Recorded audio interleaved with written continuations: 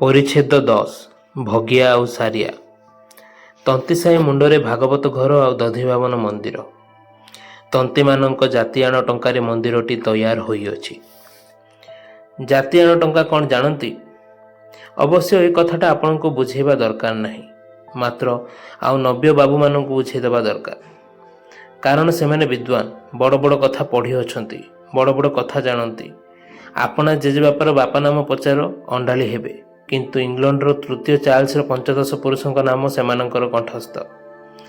ଇଂରେଜ ସମାଜ ବା ଫରାସୀ ସମାଜର କଥାଗୁଡ଼ିକ ପଢ଼ିଲେ ଲୋକ ବିଦ୍ୱାନ କହିବେ। ଆପଣାର ବା ପ୍ରତିବାସୀ ଜାତି ଓ ସମାଜର କଥା ଜାଣିବା ଦରକାର କ'ଣ? ଯାଉ, ସେଥିରେ କ'ଣ ଅଛି? ବାବୁମାନେ ଏ କଥା ଶୁଣିଲେ ଖପା ହୋଇଯିବେ। ଆମ୍ଭମାନଙ୍କର କହିବା ଦରକାର କ'ଣ? ଜାତିଆର ଟଙ୍କାର ଅର୍ଥ ଏହି ଯେ ଜାତି ମଧ୍ୟରେ କେହି ଭଲ ମନ୍ଦ କଲେ ପଞ୍ଚମାନେ ତାହାକୁ ଜରିମାନା କରନ୍ତି, କିମ୍ବା କେହି ଗରିବ ଜାତି ଭାଇ ଦେଇ ନ ପାରିଲେ ପଞ୍ଚଗୋସାଇଁ ମାନ୍ୟ ନେଇ ତାହାକୁ ଉଠାଇ ନିଅନ୍ତି। ଟଙ୍କା ପରମାଣିକ ଜିମାରେ ଥାଏ। ସେହି ଟଙ୍କାରେ ମନ୍ଦିରଟି ତୟାର ହୋଇଅଛି। ଏହି ନିୟମ ସବୁ ହାଟୁଆ ଜାତିରେ ଚଳେ। ଆହା, ଏହି ସୁନ୍ଦର ପ୍ରଥାଟି ଦିନକୁ ଦିନ ଲୋକ ପାଉଅଛି। ଆଜିକାଲି ଅଦାଲତ ଦୁଆର ମେଲା। ଲୋକମାନେ ଜ୍ଞାନୀ ଅର୍ଥାତ୍ ସଭ୍ୟ ହେଲେଣି। ପଞ୍ଚଶାସନ କିଏ ମାନୁଛି? ଇଂରେଜ ଆଇନ କହେ, ଦେଖ ବାବା ସାବଧାନ, ତୁମ୍ଭେ ଯେବେ କିଛି ଅପରାଧ କର ଆଉ ସେଥିରେ ଯଦି ଆଇନସଙ୍ଗତ ପ୍ରମାଣ ପାଉ ଦଣ୍ଡ ଦେବୁ। ଚଲାକ ଲୋକ କହିଲା, ଆଜ୍ଞା, ଆପଣ ଯେମନ୍ତ ପ୍ରମାଣ ନ ପାଇବେ ସେଥିରେ ଫିକର ମୋତେ ଜଣା। ଆଉ ଓକିଲ ତାହା ପିଠି ଥାପୁଡ଼ାଇ କହିଲେ, କୁଛ ପରବା ନାହିଁ, ଟଙ୍କା ଆଣ, ମୁଁ କଳାକୁ ଧଳା, ଧଳାକୁ କଳା କରିଦେବି। ଏଥିରେ ଏହି ଫଳ ହେଉଅଛି ଯେ ଅନେକ ଚାଲାକ ଓ ଧନବାନ ଲୋକ ସତ ଅପରାଧ କରି ମଧ୍ୟ ଦେହ ଛାଡ଼ି ଚାଲି ଯାଉଛନ୍ତି। ନିରୀହ ନିର୍ଦ୍ଧନ ଲୋକଙ୍କୁ ହରଭରରେ ପଡ଼ିବାକୁ ହେଉଅଛି। ଆଉ ଦୁଇ ପକ୍ଷ ମକଦ୍ଦମାରେ ଟଙ୍କା ବାଣ୍ଟି କଙ୍ଗାଳ। ସେହି ଟଙ୍କା ବାରଭୂତ ଗୋଟାଇ ଖାଉଅଛନ୍ତି। ଆଉ ପଞ୍ଚୁ ଆତଙ୍କ ଆଖିରେ ଧୂଳି ପାଇବାର ବାଟ ନାହିଁ। ପୁଣି ପ୍ରକୃତ ଅପରାଧୀ ଠାରୁ ଜରିମାନା ଅସୁଲ ଟଙ୍କା ସତ୍କାର୍ଯ୍ୟରେ ଲାଗୁଥିଲା। ନିର୍ବୁଦ୍ଧିତ୍ୱର ସହିତ ତନ୍ତୀ ଜାତିର ଗୋଟାଏ ସମ୍ବନ୍ଧ ଥିବାର ସମସ୍ତେ ବୋଲନ୍ତି। କାହାରି ବୁଦ୍ଧିର ତ୍ରୁଟି ଦେଖିଲେ ଲୋକେ ବୋଲନ୍ତି, ଆରେ ତୁଟା ତନ୍ତୀ ନା କ'ଣ ରେ, ଅର୍ଥାତ୍ ତୁ ତନ୍ତୀ ପରି ହୁଣ୍ଡା।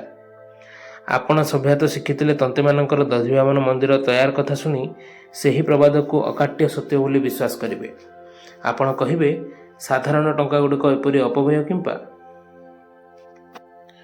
କିଲଟର ସାହେବଙ୍କ ନାମରେ ସ୍କଲାରସିପ୍ ବାନ୍ଧ, ନହେଲେ ଲାଟ ସାହେବଙ୍କ ନାମରେ ହାସ୍ପତାଲ ବସାଅ। ମନ୍ଦିରଟା କ'ଣ? ଆପଣଙ୍କ ମନ ଯୋଗାଇ କଥା କହିବା ଆମ୍ଭମାନଙ୍କର କାର୍ଯ୍ୟ। ମାତ୍ର ଆପଣଙ୍କ କଥାଟା ଆମ୍ଭମାନଙ୍କ ମନକୁ କିପରି ଲାଗୁଅଛି? ଆପଣଙ୍କୁ କୁହାଯାଉ ନାହିଁ ଏକଥା ଠିକ୍, କିନ୍ତୁ ତନ୍ତୀ ବୁଦ୍ଧି ଅର୍ଥ କ'ଣ ଜାଣନ୍ତି? ଏହା ଗୋଟିଏ ଯୋଗାରୂଢ଼ ଶବ୍ଦ। ଯେମନ୍ତ ପଙ୍କଜ ବୋଇଲେ ପଦ୍ମ, ତେବେ ପଙ୍କରୁ ଯେ ଜାତ ହେବ ଅର୍ଥାତ୍ ଘୋଡ଼ା ଦଳ, ଶିଉଳି, ଶାମୁକା, ଗେଣ୍ଡା ସମସ୍ତେ କି ପଦ୍ମ? ତାହା ନୁହେଁ। ସେହିପରି ତନ୍ତୀ ଅର୍ଥ ନିର୍ବୁଦ୍ଧିଆ, ନିର୍ବୁଦ୍ଧିଆ ଅର୍ଥ ତନ୍ତୀ ନୁହେଁ। ସେଦିନ ମାଞ୍ଚେଷ୍ଟରର ତନ୍ତୀମାନେ ଯେ ପାର୍ଲିଆମେଣ୍ଟ କମ୍ପାଇ ଦେଲେ ତାହା କି ଜାଣନ୍ତି ନାହିଁ? ଆପଣ ଯେ ବାବୁ ସାଜିଅଛନ୍ତି ତାହା ତ କେବଳ ତନ୍ତ୍ରୀ ପ୍ରସାଦାତ୍। ଏ ପ୍ରକାର ତନ୍ତ୍ରୀଙ୍କ ବୁଦ୍ଧି ପ୍ରତି ଦୋଷାରୋପ କରିବା ଏକ ପ୍ରକାର ବେମାନି। ହିସାବ ଧରିଲେ ଆମ୍ଭମାନଙ୍କ ପୂର୍ବପୁରୁଷ ସମସ୍ତେ ତନ୍ତୀ ଥିଲେ। ଏଥିରେ ପ୍ରମାଣ ସଂଗ୍ରହ ନିମନ୍ତେ ପ୍ରତ୍ନତତ୍ତ୍ୱ ବିଦ୍ୟାର ଅନୁଶୀଳନ କରିବା ଦରକାର ନାହିଁ। ଗ୍ରାମ ଗ୍ରାମକେ ଠାକୁର ମନ୍ଦିର ଗୁଡ଼ାକ ସେଥିରେ ପ୍ରତ୍ୟକ୍ଷ ସାକ୍ଷୀ। କୌଣସି ବିଷୟରେ ଦୁଇ ପଟ ନ ଦେଖି ହଠାତ୍ ସିଦ୍ଧାନ୍ତରେ ଉପନୀତ ହେବା ତନ୍ତୀତ୍ୱର ଚିହ୍ନ ବୋଲି ଆମ୍ଭେମାନେ ବିଶ୍ୱାସ କରୁ। ଦେଖାଯାଉ ଠାକୁର ମନ୍ଦିର ଗୁଡ଼ାକ ବାସ୍ତବିକ ତନ୍ତୀଙ୍କ କାର୍ଯ୍ୟ କି ନୁହେଁ। ଘୋର ମଫସଲିଆ ଲୋକମାନଙ୍କ କଥା ଆପଣଙ୍କୁ ଜଣାଥିବ। ସେମାନେ ଦିନଯାକ ଦୁଃଖ ଧନ୍ଦାରେ ଲାଗିଥାନ୍ତି। ସଞ୍ଜ ହେଲେ ମୁଠାଏ ମୁଠାଏ ଖାଇ ଶୋଇପଡ଼ନ୍ତି। ଗ୍ରାମରେ ଧର୍ମ ପ୍ରଚାରକ ନାହାନ୍ତି, ଲାଇବ୍ରେରୀ ନାହିଁ, ଧର୍ମ କଥା କାହୁଁ ଶୁଣିବେ? ଠାକୁର ମନ୍ଦିରରେ ସଞ୍ଜ ସକାଳେ ଶଙ୍ଖ ଘଣ୍ଟା ବାଜେ।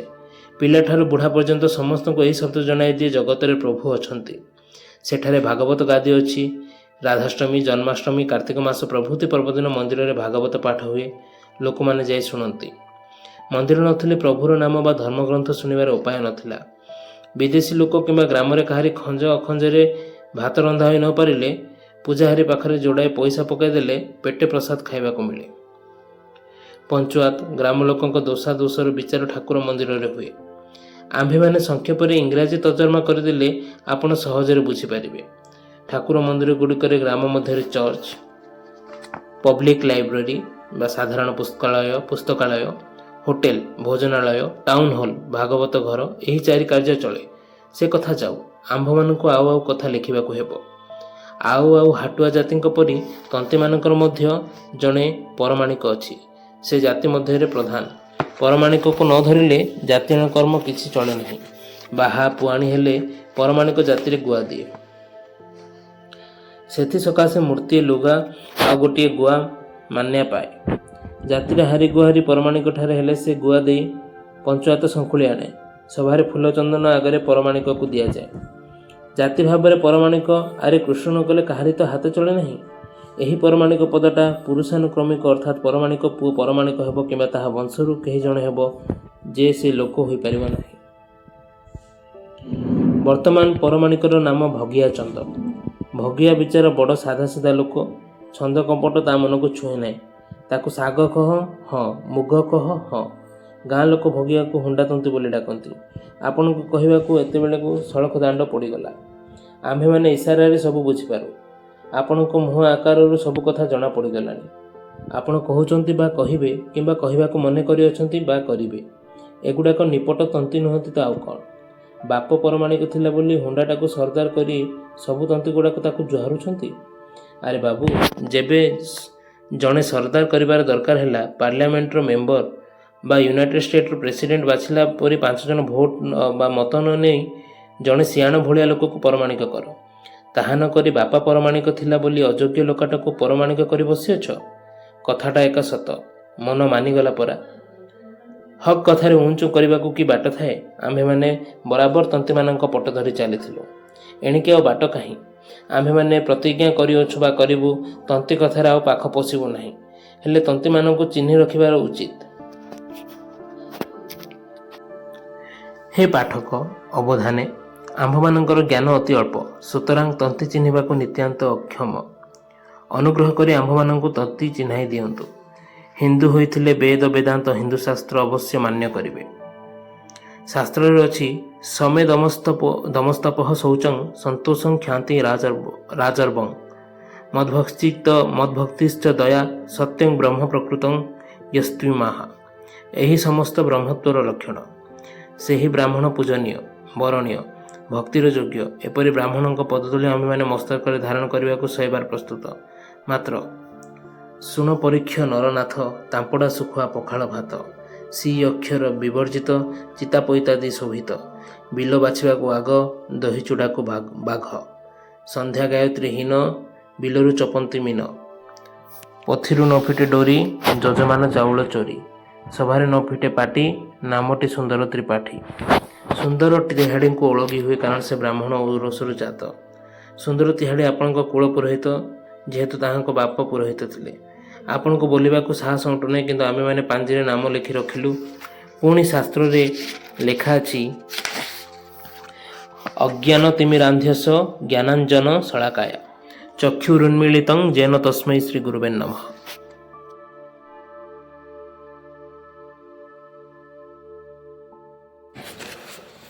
ଅଜ୍ଞାନ ରୂପ ନେତ୍ର ରୋଗରେ ଅନ୍ଧ ବ୍ୟକ୍ତିର ଚକ୍ଷୁ ଜ୍ଞାନ ରୂପ ଅଞ୍ଜନ ଶଳକା ଦ୍ୱାରା ଯେ ନେତ୍ର ଉନ୍ମୀଳିତ କରନ୍ତି, ସେହି ଗୁରୁଙ୍କୁ ନମସ୍କାର କର। ସତ୍ୟ ବୋଲନ୍ତୁ। ଏପରି ଲୋକକୁ ଗୁରୁ କରନ୍ତି କି? ଗୁରୁର ପୁତ୍ର ଆପଣଙ୍କ ଗୁରୁ? ଯାଉ ସେ କଥା ଗୁଡ଼ାକ କହିଲେ କ'ଣ ହେବ? ମାତ୍ର ତନ୍ତୀ ଚିହ୍ନା ପଡ଼ିଗଲେ। ଗୋଦରିଲ ଆପଣା ଗୋଡ଼ କୁହନା, ଖୋଜି ବସିଲେ ହରଦର କୁହୁଡ଼ି ପହଁରା ଢେର ପାଇବ। ଧାନ କୁଟୁଣୀ ଭାଗବତ ପଢ଼ିଲା ପରି ଆମ୍ଭେମାନେ ଗାଁ କଥା ଲେଖୁ ଲେଖୁ ଆପଣଙ୍କ ଭଳିଆ ଲୋକଙ୍କ କଥା କହି ବସିଅଛୁ। ତେବେ କ'ଣ ଜାଣନ୍ତି, ବିଷୟଟା ପଡ଼ିଲେ ଖାଲରେ ପଡ଼ୁ ଢିପରେ ପଡ଼ୁ ସମସ୍ତେ 2 କଥା ମାରିଦିଅନ୍ତି। ସଂକୀର୍ତ୍ତନରେ ହାଉଡ଼ାଟା ମଧ୍ୟ ଆଁ କରିଦିଏ। ସେ ସବୁ କଥା ଆଉ ଏବେ ଗାଁ କଥା ଶୁଣନ୍ତୁ।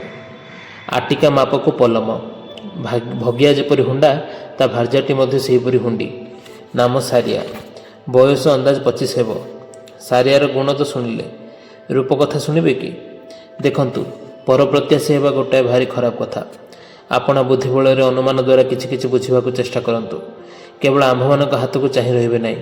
ଅନୁମାନ ଦ୍ୱାରା କିପରି ବୁଝିବାକୁ ହୁଏ, ସେଥିରେ ମୂଳସୂତ୍ର ଶୁଣିଲେ ଆପଣଙ୍କ ବାଟ ଫିଟିଯିବ। ଯେବେ ଶୁଣିବେ ଯୁବତୀ ରାଜକନ୍ୟା, ତକ୍ଷଣ ବୁଝିଯିବେ ସେ କନ୍ୟାଟି ଭାରି ସୁନ୍ଦରୀ, ଭାରି ଗୁଣବତୀ। ନାହିଁ ନଥିବ ପଟାନ୍ତର, ରମା ଉମା ସଙ୍ଗେ ତାକୁ ଧର। ହେଉ ପଛେ ଉଆଉଗାଲି ପେଚାନା କି, ସେ କଥା ଧରିବେ ନାହିଁ। ଯେବେ ଶୁଣିବେ ଫଲଣା ଜମିଦାର ହାତରେ ଢେର ଟଙ୍କା ଅଛି, ତକ୍ଷଣ ବୁଝିବେ ସେ ରୂପବାନ, ଗୁଣବାନ, ଦାତା, ଦୟାଳୁ ଇତ୍ୟାଦି ଇତ୍ୟାଦି। ଆମ୍ଭମାନଙ୍କ ସାରିଆ ଗାଁର ତନ୍ତିଆଣିଟିଏ। ଏବେ ସକଳ କଥା ବୁଝି ନିଅନ୍ତୁ। ଭଗିଚନ୍ଦ ଆଉ ସାରିଆ ଘରକୁ ଦୁଇ ପରାଣୀ। ମାଇକିନିଆମାନେ କହନ୍ତି, ଦୁଇ ପରାଣିଆ ଭଲ, ବାନ୍ଧି କତରା ଚଲ। ଆମ୍ଭମାନଙ୍କ ହୁଣ୍ଡାହୁଣ୍ଡି କଥା ସେହିପରି। ନକଡ଼ ଛକଡ଼ ନାହିଁ। ଦୁଇ ଜଣଙ୍କ ନିମିଷେ ଛାଡ଼ବାଟ ଥାଏ ନାହିଁ। ଦୁହେଁ ମିଳିମିଶି ଘର କାମ କରନ୍ତି। ଭଗିଆ ତନ୍ତ ବୁଣିବା ବେଳେ ସାରିଆ ନଳି ବଳେ, ନୁଣ୍ଡି ବଳେ, ଚରଖିରେ ସୂତା ଦିଏ। ସାରିଆ ଭାତ ରାନ୍ଧିବା ବେଳେ ଭଗିଆ ଚୁଲି ଫୁଙ୍କେ, ପାଣି ଆଣିଦିଏ। ଗାଁର ମସ୍କରା ନିନ୍ଦୁକ ଲୋକମାନେ ସେମାନଙ୍କୁ ଦେଖି ଢଗ ମେଲନ୍ତି। ସାରି ଭାଗ୍ୟକୁ ଦେଖ, ବଗଲା ବଗୁଲି ଲେଖ। ଆହା, କି ଅପୂର୍ବ କବିତା ହେଲା। ମାତ୍ର ଆମ୍ଭେମାନେ ବୋଲୁ, ଏପରି ନିନ୍ଦା ଯେଉଁମାନଙ୍କ ନାମରେ ରଟେ ସେହିମାନେ ଏକା ଜାଗ୍ରତରେ ପ୍ରକୃତ ଭାଗ୍ୟବାନ। ସ୍ୱର୍ଗର କାଳ୍ପନିକ ସୁଖକୁ ସେହିମାନେ ଏକା ପ୍ରାଣରେ ଅନୁଭବ କରନ୍ତି। କୌଣସି ଇଂରାଜୀ କବି କହିଅଛନ୍ତି, ଯେଉଁମାନେ ବିଶୁଦ୍ଧ ଦାମ୍ପତ୍ୟ ପ୍ରେମ ଅନୁଭବ କରନ୍ତି ସେମାନେ ସ୍ୱର୍ଗୀୟ ଜୀବ। ସେହି ପ୍ରେମରେ ଯାହାର କଳଙ୍କ ସେ ନରକର ଯନ୍ତ୍ରଣା ଭୋଗ କରେ। ଓହୋ, ଆମ୍ଭେମାନେ ଗୋଟାଏ ଉତ୍କଟ ଭୁଲ କରି ପକାଇଅଛୁ। ମୁନିନାଞ୍ଚ ମତି ଭ୍ରମଃ। ମୁନିମାନେ ଲେଖାପଢ଼ା କରିବା ବେଳେ ବଡ଼ ଭୁଲ କରି ପକାନ୍ତି। ଅର୍ଥାତ୍ ଯେଉଁମାନେ ଲେଖିବା ବେଳେ ଭୁଲନ୍ତି ସେମାନେ ମୁନି। ସୁତରାଂ ଆଜିଠାରୁ ଲୋକମାନେ ଯେ ଆମ୍ଭମାନଙ୍କୁ ମୁନି କିମ୍ବା ଋଷି ବୋଲି ଡାକିବେ ସେ ବିଷୟରେ କିଛି ମାତ୍ର ସନ୍ଦେହ ନାହିଁ। ଓହୋ, କି ଭାଗ୍ୟ! ବରଷ ସାରା ସାହେବଙ୍କ ଦୁଆରେ ନେଉଳ ପରି ଲୁଙ୍ଗ ଲୁଙ୍ଗ ହେବାକୁ ନାହିଁ। କରଜ ଦାମ କରି ହଜାର ହଜାର ଟଙ୍କା ଖର୍ଚ୍ଚରେ ଡାକ୍ତରଖାନା ବସିବାକୁ ନାହିଁ କିମ୍ବା ନିହାତି ସହଜ କଥା ବକ୍ସିସ୍ ଦେଇ ଫରାସୀମାନଙ୍କ ଗୋଡ଼ ହାତ ଧରିବାକୁ ନାହିଁ। ମାହାଳିଆଟାରେ କେଡ଼େ ନାମଟାଏ ପାଇଗଲୁ। ମାତ୍ର ସତ୍ୟର ମର୍ଯ୍ୟାଦା ରକ୍ଷା ନିମନ୍ତେ ସ୍ୱାର୍ଥ ତ୍ୟାଗ କରିବାକୁ ଆମ୍ଭେମାନେ କେବେ ହିଁ କାତର ନୋହୁଁ।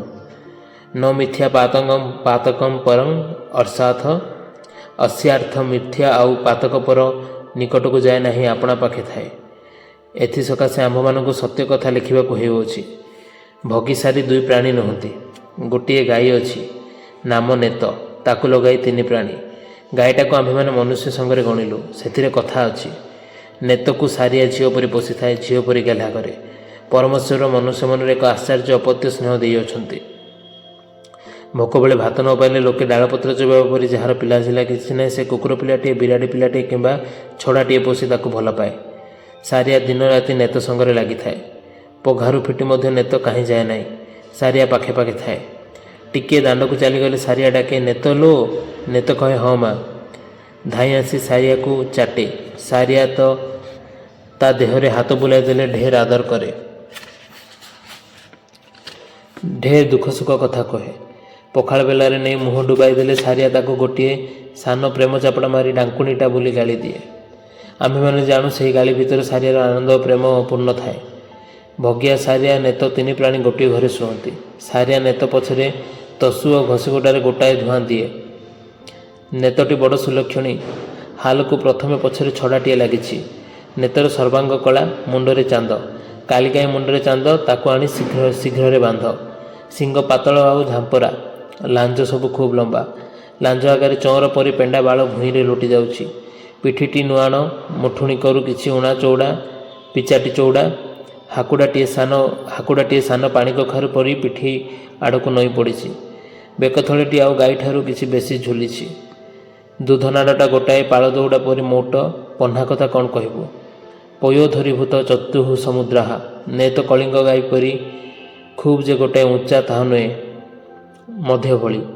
ଡାକ ଋଷି ବଚନ ଅଛି, ପେଟେ ଉଞ୍ଚ ଗାଈ ପଟେ କୁଣ୍ଡା ଖାଇ, ଘାସ ଦେଖି ବାଇ ତାଠୁଁ ଦୁଧ ପାଇ। କଥା କ'ଣ କି ଗାଈ ମୁହଁରେ ଦୁଧ। ତେବେ ଆପଣ କି ଠେକି ଧରି ଗାଈ ଥମଣିଟା ଦୁହିଁ ବସିବେ? କଥା ସେପରି ନୁହେଁ। ଗାଈ ଗୋଟିଏ କାଗଜ କଳ ପରି। କଳ ମୁହଁରେ ଛିଣ୍ଡା କନା, ଛିଣ୍ଡା ଦଉଡ଼ି, ପଚା ପନାସି, ପଚା ତୁଳା ଗୁଡ଼ାଏ ପୂରାଇ ଦେଲେ ପଛବାଟେ ସଫା ଧଳା ସୁନ୍ଦର ଚିକ୍କଣ କାଗଜ ବାହାରି ପଡ଼େ। ସେହିପରି ଗାଈ ମୁହଁରେ କୁଣ୍ଡା, ପେଜ, ଘାସ ଗୁଡ଼ାଏ ପୂରାଇ ଦିଅ, ପହ୍ନା ବାଟେ ଦୁଧ ବୋହି ପଡ଼ିବ। ନେତର ଦୁଧର ପରିମାଣଟା ଆମ୍ଭମାନଙ୍କୁ ଜଣା ନାହିଁ। ସେଦିନ ମଙ୍ଗରାଜଙ୍କ ଦରବାରରେ ନେତ କଥା ପଡ଼ିଥିଲା। ସମସ୍ତେ ଅନୁମାନ କଲେ ଦୁଇ ଓଳି 5 ସେରରୁ ଊଣା ନୁହେଁ। ମଙ୍ଗରାଜ ଗୋଟିଏ ନିଶ୍ୱାସ ପକାଇ କହିଲେ, ତନ୍ତୀ ବାପୁଡ଼ାର ଏମନ୍ତ ଗାଈ? ଲୋକେ କହନ୍ତି ପିତା ଗୁଣରେ ପୋତା। ମାତ୍ର ଏ କଥା ମଧ୍ୟ ସତ୍ୟ। ବଂଶନାଶ ବେଳକୁ ପୋଡ଼ାମୁହାଁ ପୁଅର ଜନ୍ମ। ଭଗୀର ବାପ ଗୋବିନ୍ଦଚନ୍ଦ ଗାଁରେ ଜଣେ ସେରନ୍ତା ଲୋକ ଥିଲେ। ନିଜ ଗାଁ ଛାଡ଼ି ଆଖପାଖ 2-4 ଖଣ୍ଡ ଗାଁରେ ପଞ୍ଚୁଆତ ବସିଲା। ଗୋବିନ୍ଦଚନ୍ଦକୁ ଡାକ। ଭାରି ଭାରି ମାମଲା ଝୁଙ୍କିଲେ ଗୋବିନ୍ଦକୁ ଖୋଜା ପଡ଼େ। ଅର୍ଥାତ୍ ପିଆଦା ସମାନ ଆଣିଲେ କିମ୍ବା ଡାକରେ ବେରିଂ ଭାଷା ଆସିଲେ ଗୋବିନ୍ଦ ନ ଯିବା ପର୍ଯ୍ୟନ୍ତ ଲୋକମାନେ ଘରୁ ବାହାରୁ ନଥିଲେ। ଗୋବିନ୍ଦ ନିଜେ ତନ୍ତ ବୁଣୁ ନଥିଲା। ତନ୍ତୀମାନଙ୍କ ବୁଣା ଲୁଗା କିଣି ନେଇ ହାଟରେ ବିକେ କିମ୍ବା ଉପୁରୀ ମହାଜନ ଆସିଲେ ମାଲ ପଠାଇ ଦିଏ। ଏଥିରେ ତାହାର ଭଲ 5 ପଇସା ହାତକୁ